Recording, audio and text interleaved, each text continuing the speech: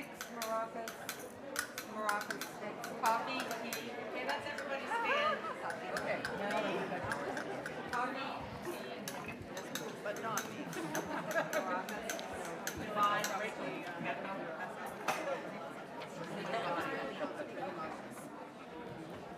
Oh gosh.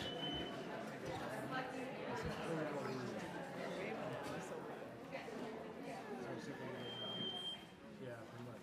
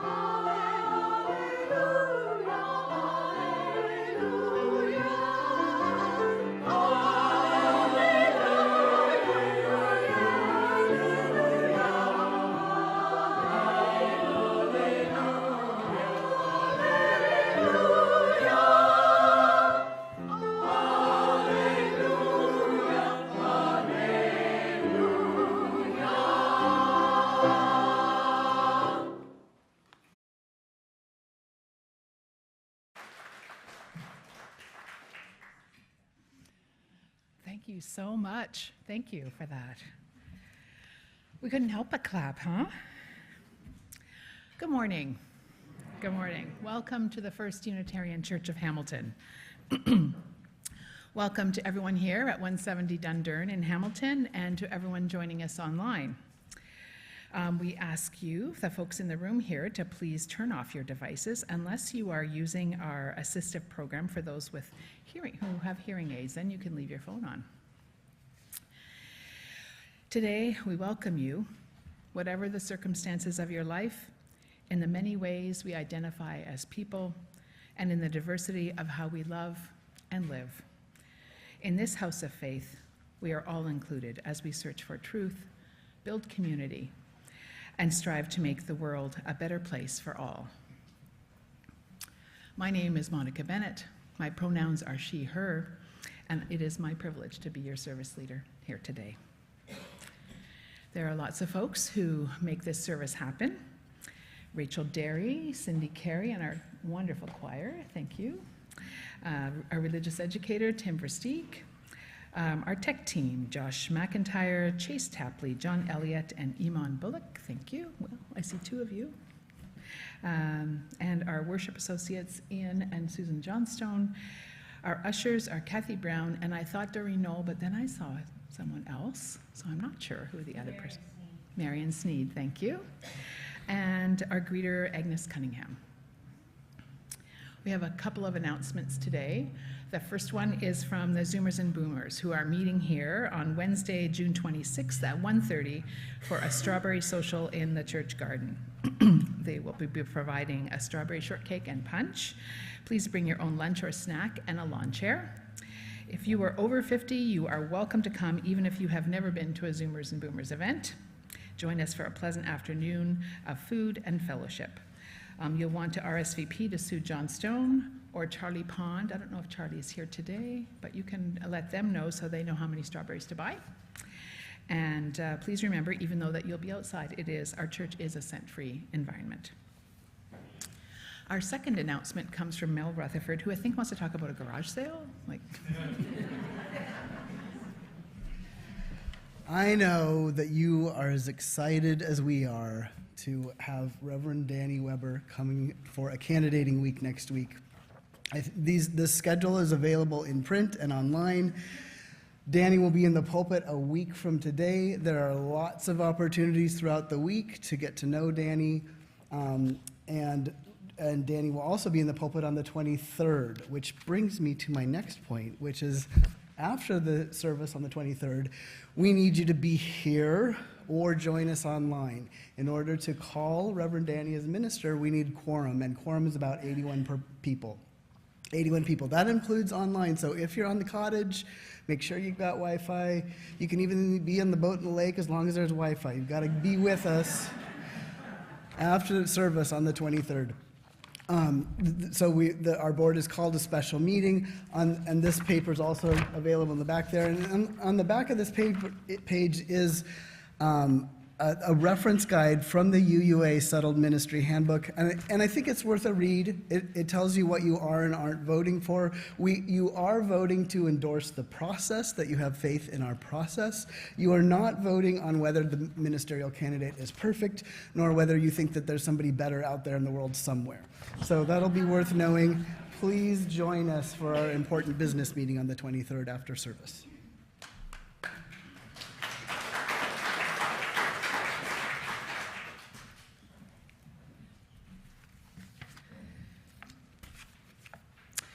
Each time we gather, we light a chalice. It reminds us that we are entering sacred space and time together. It also reminds us of our connection to Unitarian Universalists around the world. Please join me in our chalice lighting words as Reverend Jamie lights our chalice. May this flame be our light of friendship and love.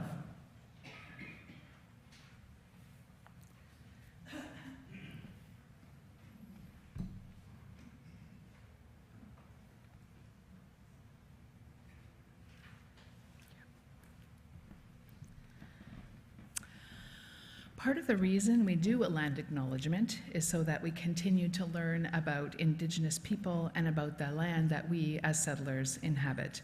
And I am assuming that most of us here are settlers.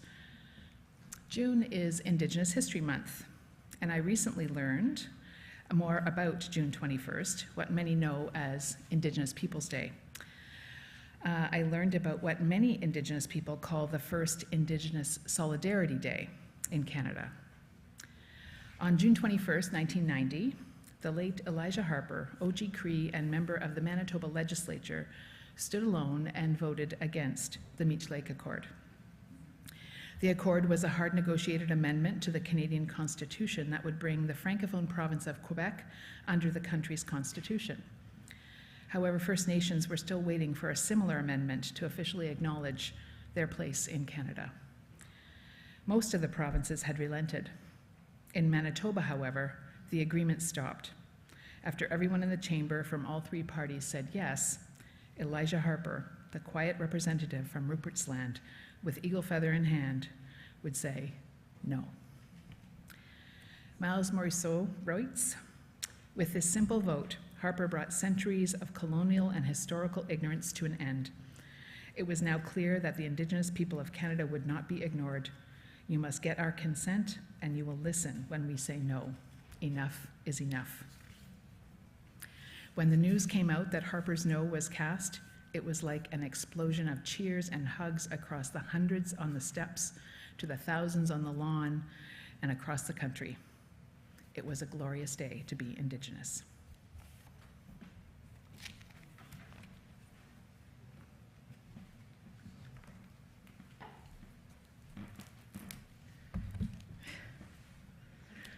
Good morning.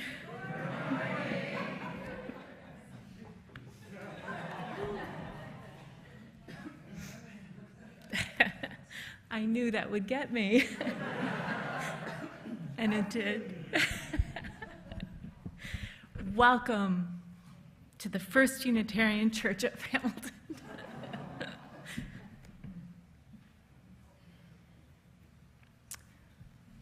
My name is Reverend Jamie Boyce. My pronouns are she, her, and I have been honored to have been your interim minister.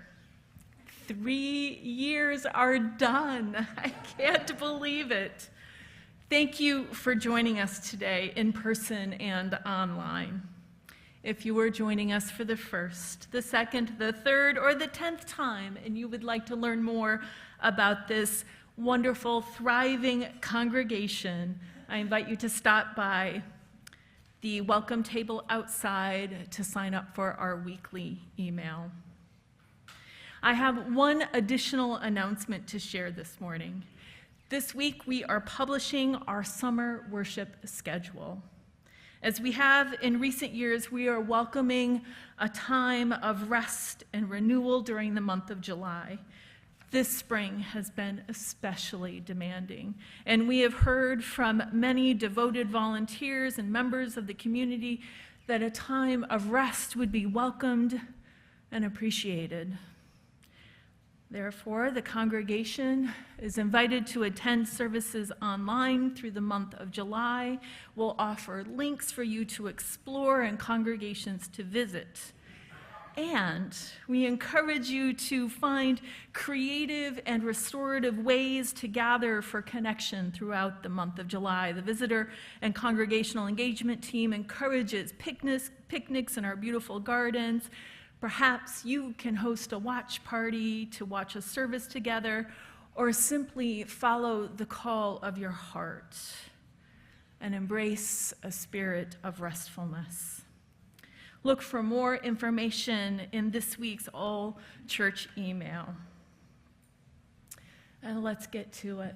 For one final time together, with open hearts and minds, grateful for the gift of our time together, grateful for this holy place of love, justice, and belonging, prepared to welcome a new ministry among you that will expand the possibilities and love and justice in our world.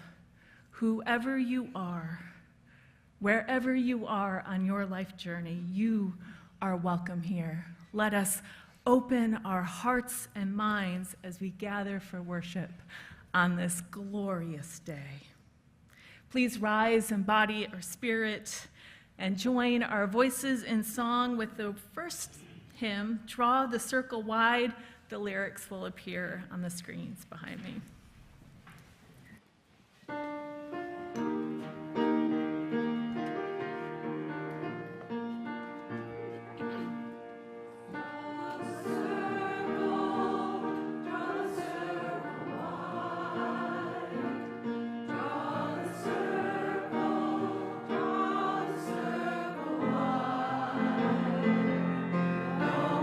Stands alone, we stand side by side.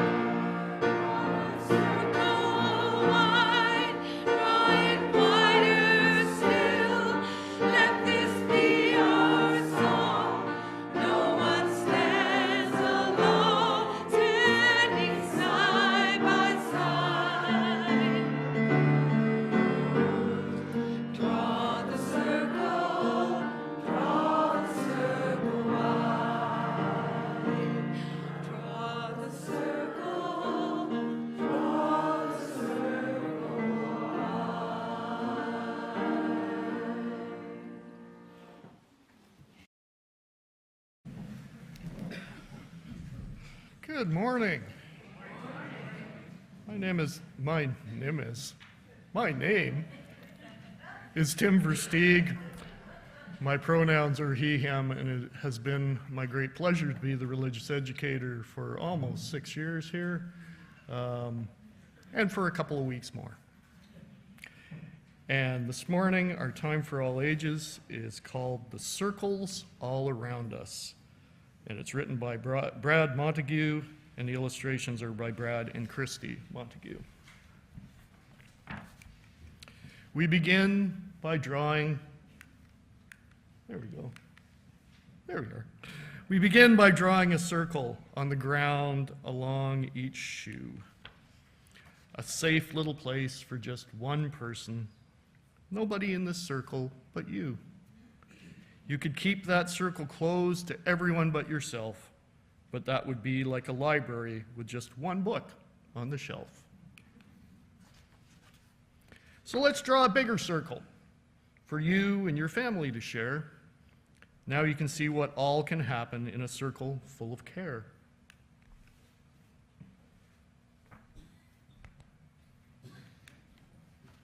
I'm having a little bit of issue with my clicker today. There we go. It becomes a happier circle as more loved ones come to stay. And wouldn't it be even better if all your friends could come and play? So you stretch and draw your circle even bigger than it's been, and let a few more people know they're welcome to come in. In the circles all around us, everywhere that we all go, there's a difference we can make and a love we can all show. Yes, there are still so many outside the circle who are different in all they do, though it feels slightly uncomfortable. We draw a bigger circle for them too. It doesn't mean the circle is easy. It can get harder the more we share. But wonderful things can happen when love is known and felt everywhere. As time passes, our eyes open, we see others we really care for, and that's when we ask ourselves, well, what's this circle really there for? So let us create bigger circles all around us for the rest of our days. Let our caring ripple out in a million little ways. In the circles all around us, everywhere that we all go, there's a difference we can make and a love we all can show. As our circles grow and grow, and we watch them wonder-eyed, remember, the first circle started with just the love you hold inside. That's the end of our story this morning.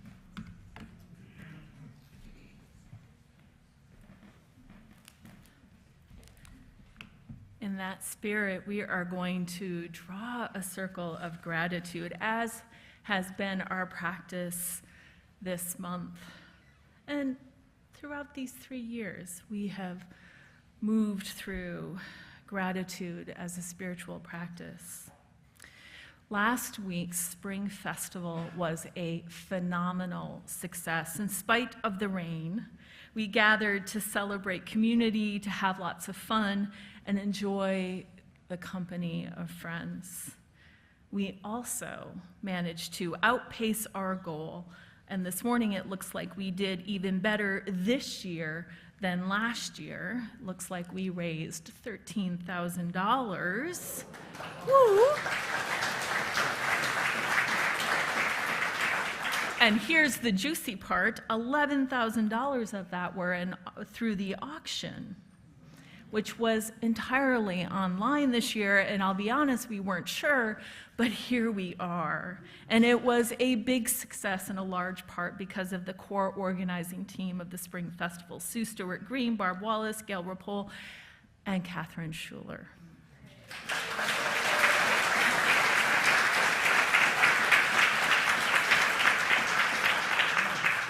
Who, by the way, has led the festival for many years now. When I arrived, Catherine hinted that she might be ready to hand over the auction to someone else. Then we reimagined it, and she stayed a wee bit longer. We've been very lucky. And now we get to show our appreciation and gratitude. Catherine.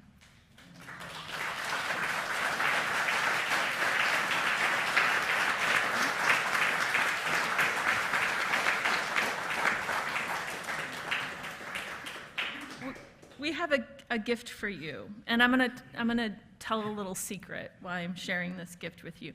We were in a meeting earlier this week, and Joanne and I kept asking you about the plants in your garden.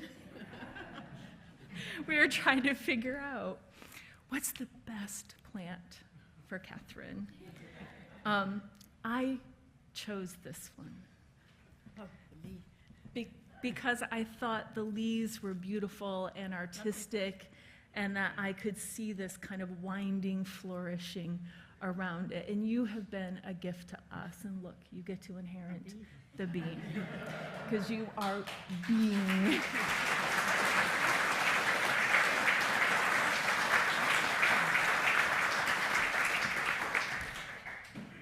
Thank you, Catherine, for your creativity, time, and talent that has allowed the festival to flourish and grow. I've also been personally very fortunate to have you serve on the interim ministry transition team, where you've been an essential partner in the success of this transitional ministry. Thank you for your dedication to that important work. And maybe you've had so much fun this year on Spring Festival that you'll stay a wee bit longer. We'll see. The door is ajar for you. Thank you. I'm going to hand it over to Monica for our meditation and prayer this morning.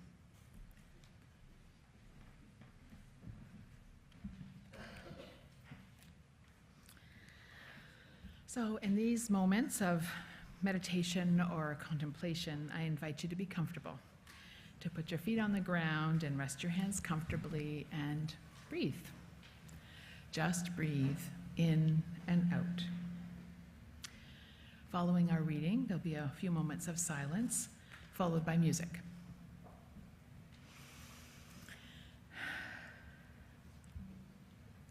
Feel the earth beneath your feet as it supports you.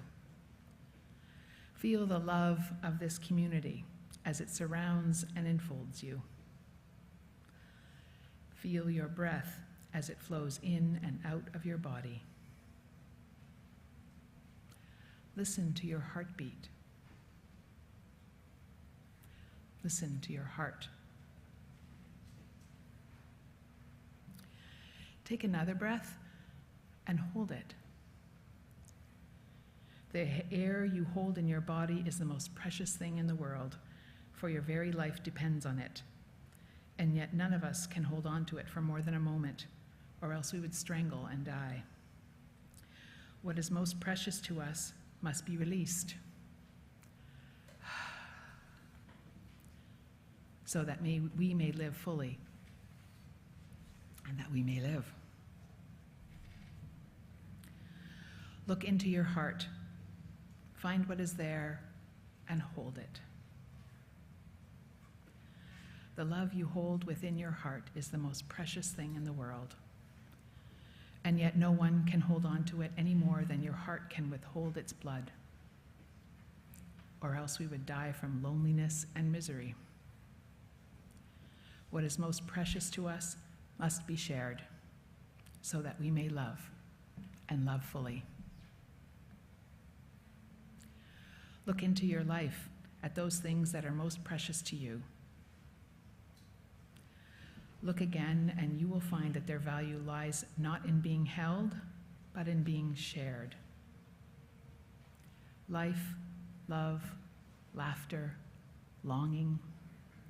May we share these precious gifts, that they may return to us, multiplied beyond measure.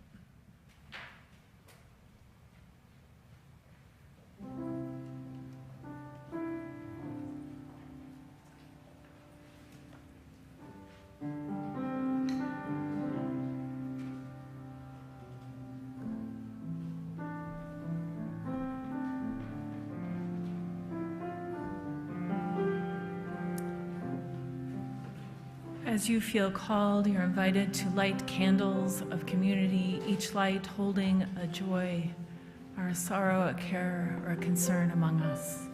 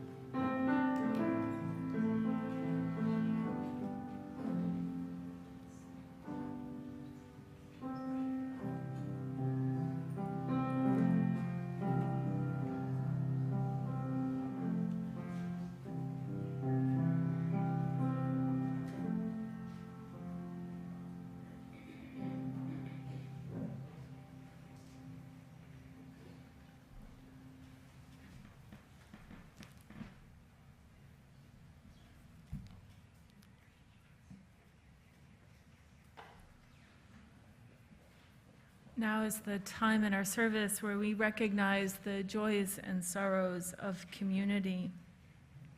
If you have a joy or a sorrow to share on a Sunday morning, you can stop by the Joys and Sorrows table, stage right, lit with a red candle, and leave your joy or sorrow there. You can click on the Joys and Sorrows button on the front page of our website, and it comes directly to our service leaders on Sunday morning.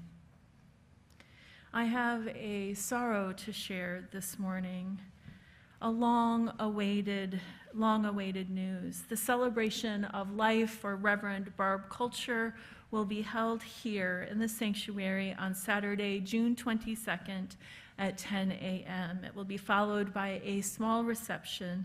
If you have memories to share, please email those directly to me, and I will weave them into a beautiful celebration of life for Barb.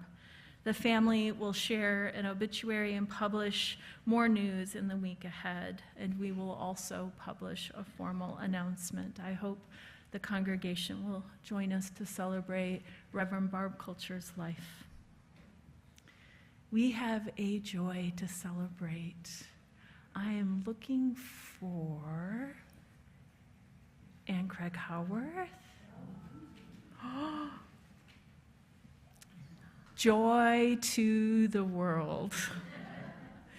Baby great-granddaughter Lily was born on May 31st. So precious and wonderful. Congratulations.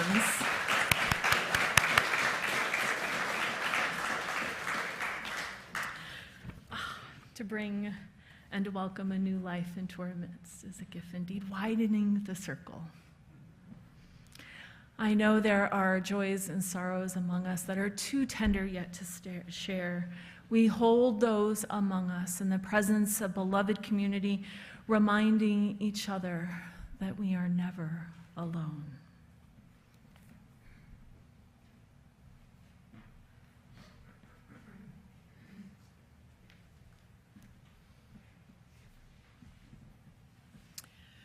Our offertory. We know that our financial contributions to this congregation come from sacrifice and hard work. We're so grateful for this, and we commit together to ensure the funds we gather collectively to do greater good for ourselves and our world. I'm going to try that again.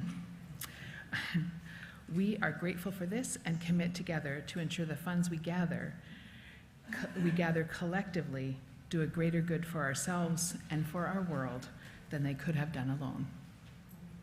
May we give in love and in hope.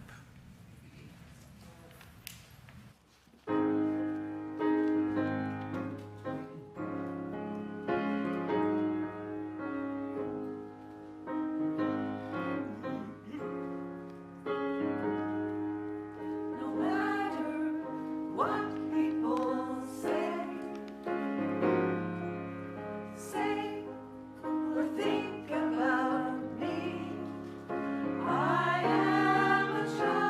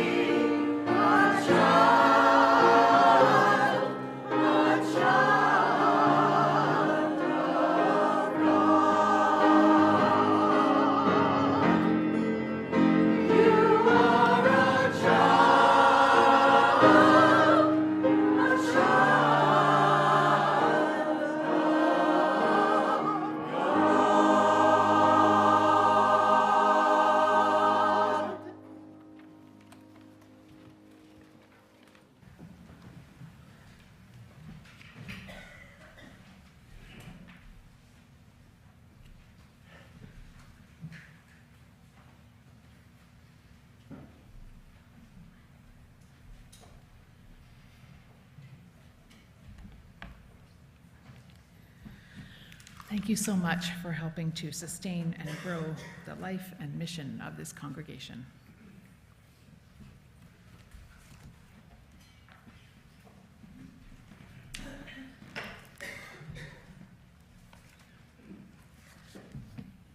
Thank you, choir, for that song. That song changed my life, and I love it every time we sing it. So thank you. You reached right into my heart today. Thank you. I want to start with two things. The first story I want to tell is the story of the stones on our Joys and Sorrows table.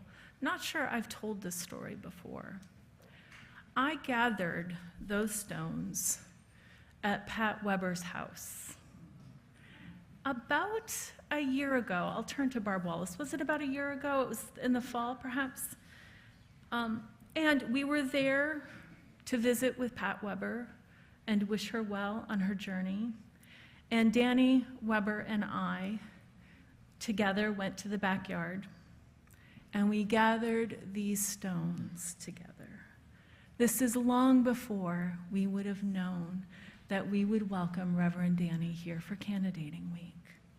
I love that these stones bear the message that we were holding at that time: peace, love, hope, and fun, which we have had these past 3 years. You may have noticed that we also have a special guest with us today, Reverend Victoria.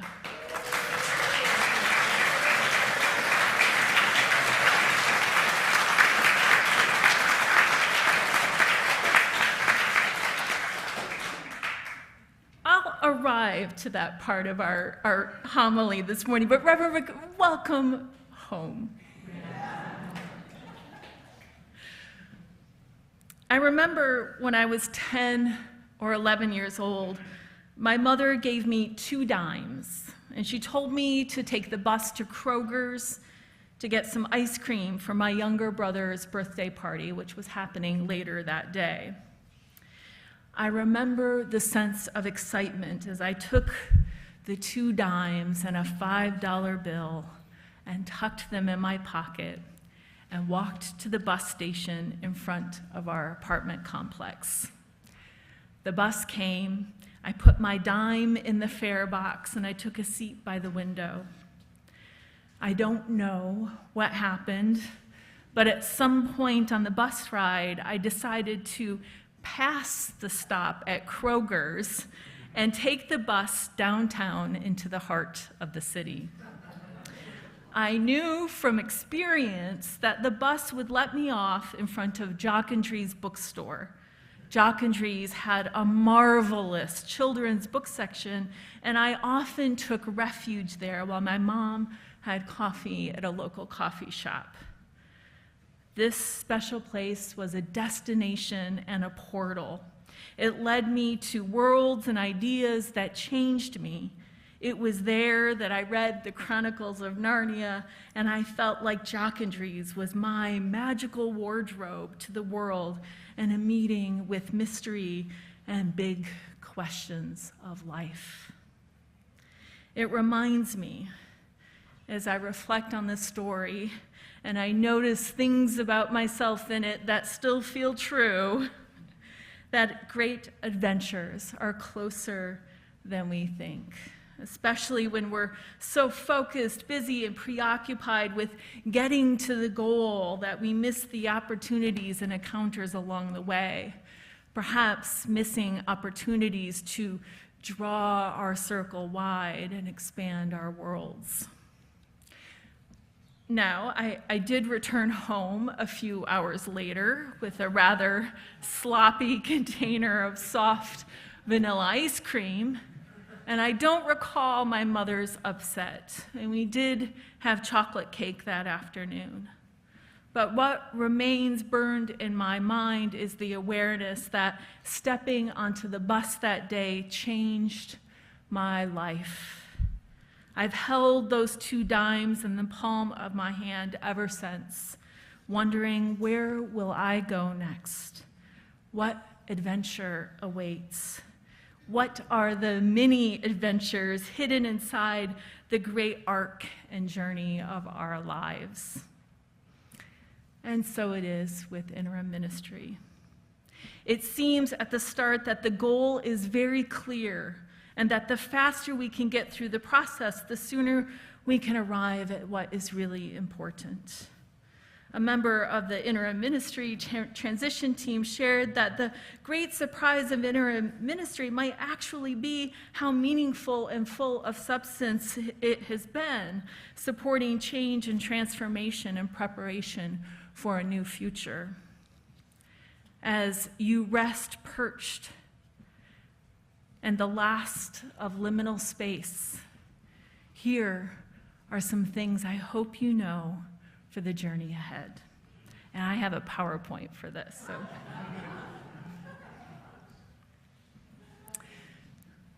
There it is.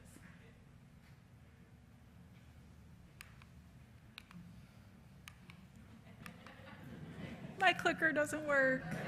Oh, there, okay. Oh, we're too far. John, okay. I should let go of the clicker? Okay. Okay. Part 1.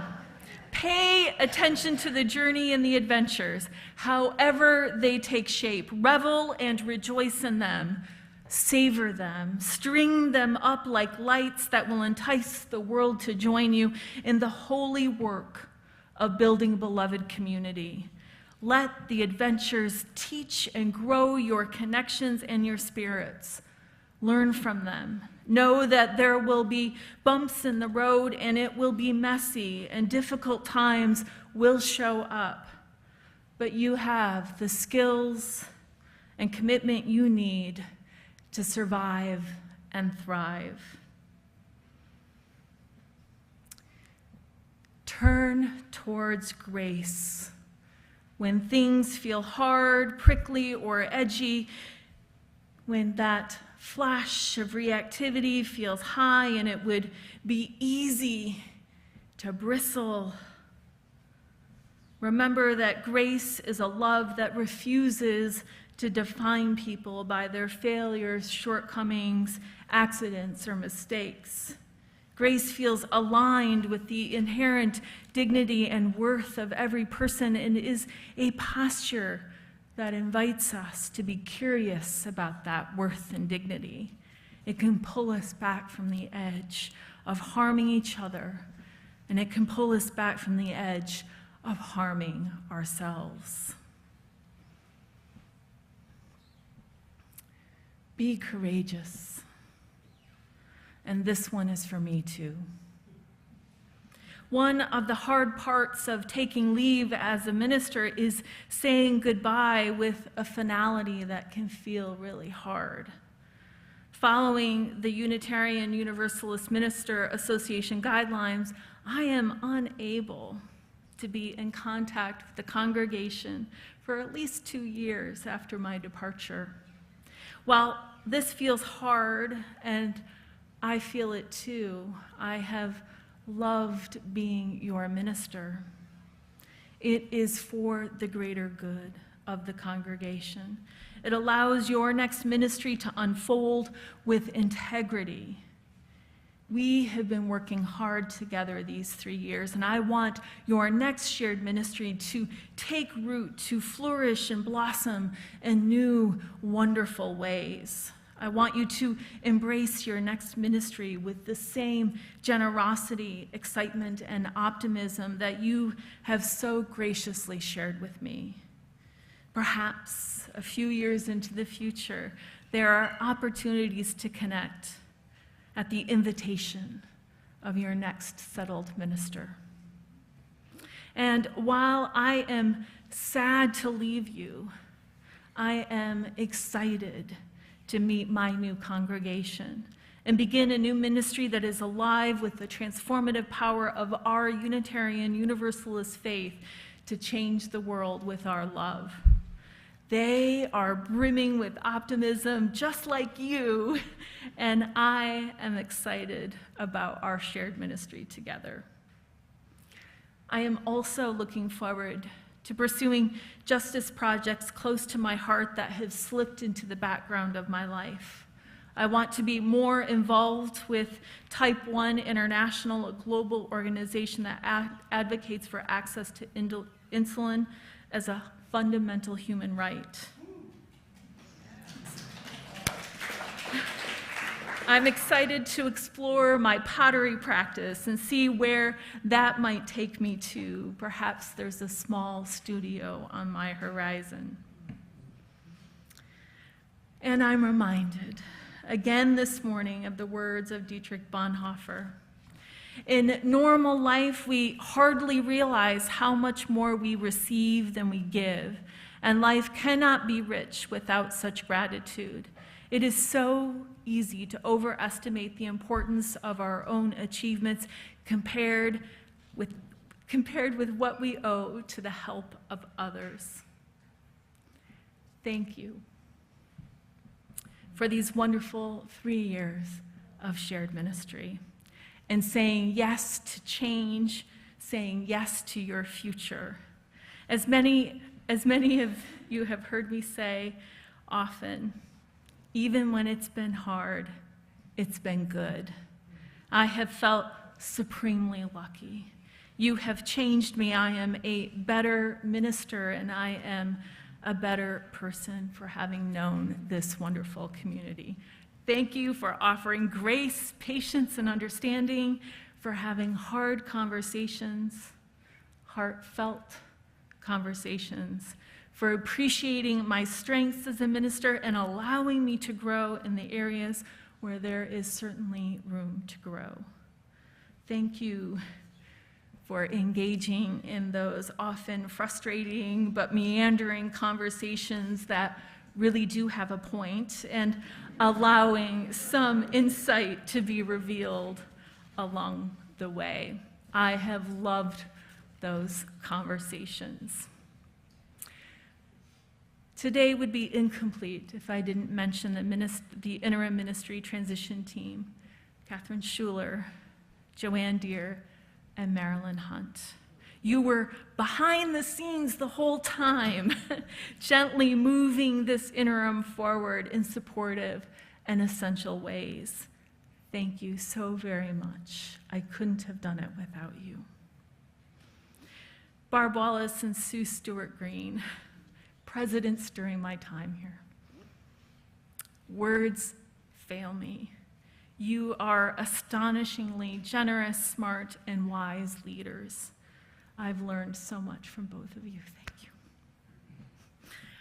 Our great shared ministry teams and religious professionals keep and guide and lead our congregation to widening the circle of connection and meaning making all the time. Tim, Rachel, Cindy, and Chris, thank you for your presence and your ministries among us and for your service to this congregation. You are wonderful colleagues. Thank you, Rachel. You are ready for your future. I wish you a marvelous candidating week with Reverend Danny as you discover the possibility of a new, dynamic, justice-seeking shared ministry that will continue to widen the circle of beloved community here in Hamilton. My heart will rejoice when you make your call and say yes to your future. I wish you love, grace, and courage. May you discover pockets full of dimes and be reminded of the adventures that await you as you welcome your next settled ministry. May it be so, and blessed be.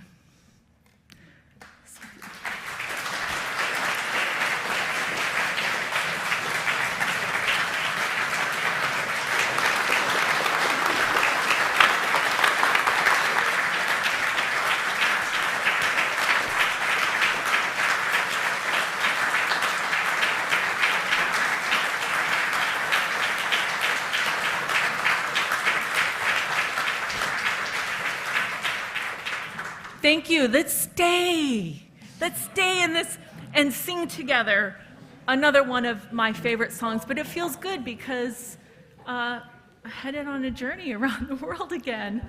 Blue boat home.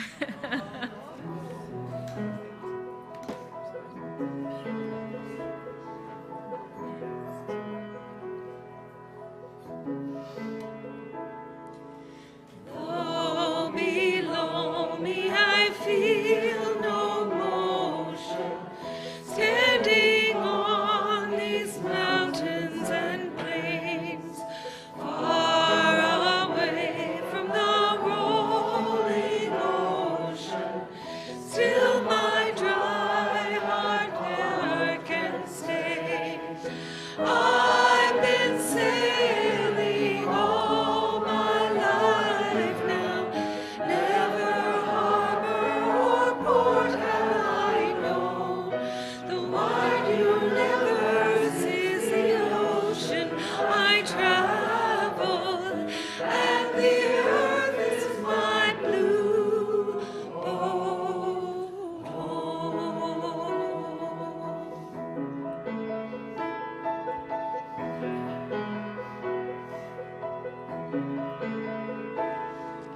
Sun, my sail, and moon, my rudder, as I ply the starry sea, leaning over the edge in wonder, casting questions into the deep, drifting here with my ship's companions, all we kindred pilgrim souls, making our way by the lights of the heaven in a beautiful blue boat home.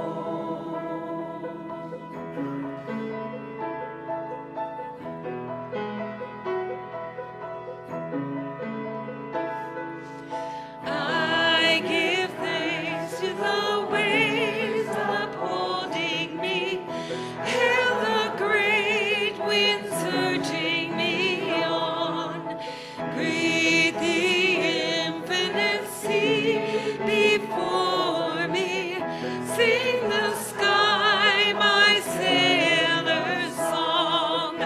I was born upon the fathoms, never harbor or port have I known. The wide universe is the ocean I travel, and the earth is my blue boat home.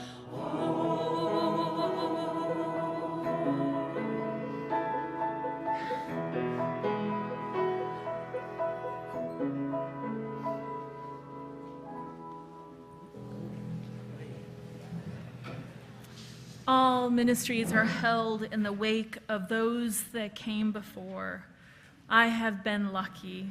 Reverend Victoria's ministry left a powerful legacy of love and kindness. It seemed fitting that she offer a blessing to you today, too, as you prepare for candidating week and the calling of your next settled minister.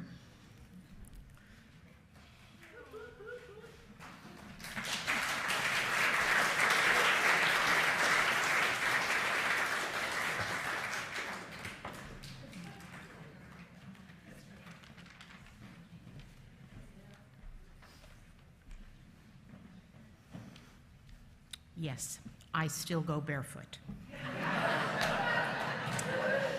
Once again, this beloved community stands at the threshold of change. You have deep roots. Those roots hold you close. Roots that have weathered challenges before and transformed them into opportunities. Roots that have gained wisdom and insight from working and worshiping and learning together in a covenant of love. You've experienced the joy of commitment, the passion of seeking justice, and gratitude for the blessings of community where you have been seen and heard encouraged, and valued for who you are. Going forward into the future, remember your strengths when challenges arise. Remember to embrace your joy for having a place to nurture your spirit and spark your mind and practice your values.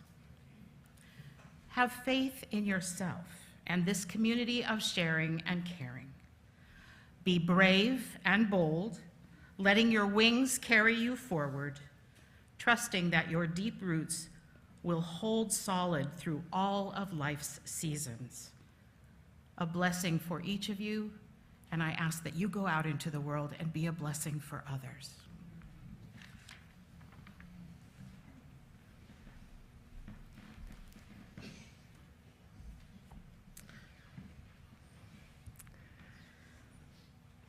Go, beloveds, nourished and renewed in spirit, holding this blessing in your heart as you leave for your next adventure. From Irish poet, philosopher, and mystic John O'Donoghue from his piece, For a New Beginning. Though your destination is not yet clear, you can trust the promise of this opening. Unfurl yourself into the grace of beginning that is one with your life's desire. Awaken your spirit to adventure, hold nothing back, learn to find ease in risk. Soon you will be home in a new rhythm, for your soul senses the world that awaits you. We extinguish this chalice, but not the fire in our hearts.